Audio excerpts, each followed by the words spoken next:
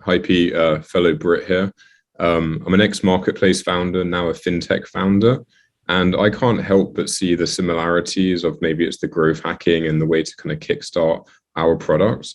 How are you seeing the lines between fintech and marketplaces blurring? And do you see one as an enabler to the other, or a product set that sits on top?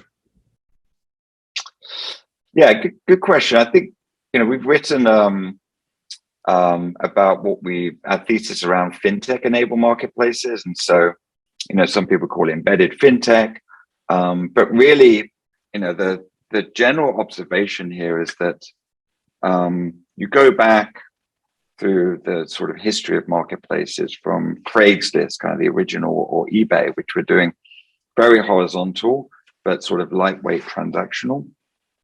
So they were getting less involved in the transaction, but doing multi-category.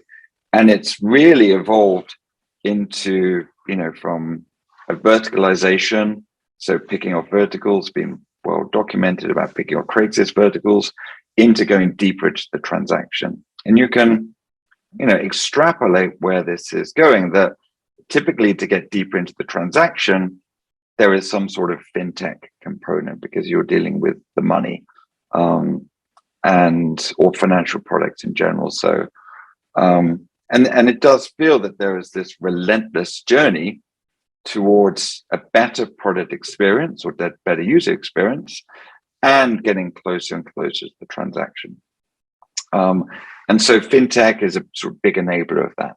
And so we look really for companies that can deeply embed a financial services component into their product experience to transform that product experience. And often, that can manifest itself in greater take rate or increased margin or greater product experience, which draws people in.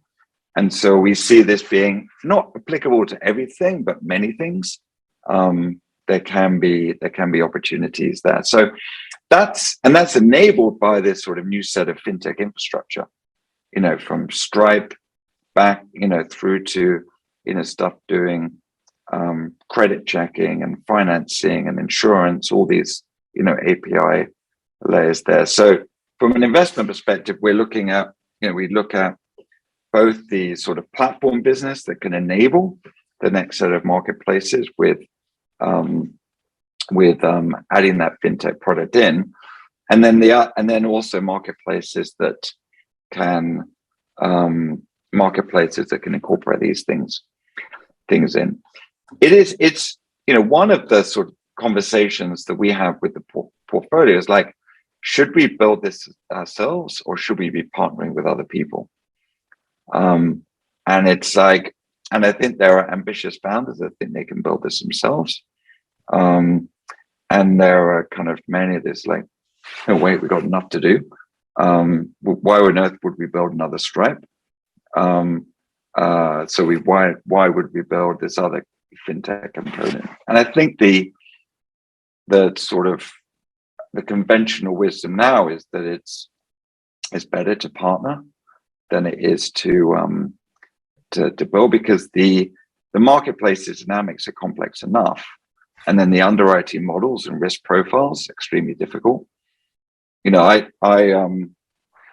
watched how Zillow got into iBuying with great fanfare, and then basically lost their shirt, and $500 million getting out of their business. And I think, Zillow is terrific at building software driven marketplaces, but in terms of buying homes and renovating was just not their core business, not their DNA. And so I think now it's clear it's much better to partner. And even Amazon's partnering with a firm. You think Amazon really literally could do anything, the resources behind their organization, but they choose to partner. So that's quick summary of just how we think about it. Certainly in the near term, that we have this relentless rise to greater product and greater focus on the transaction. That's awesome. Thank you very much.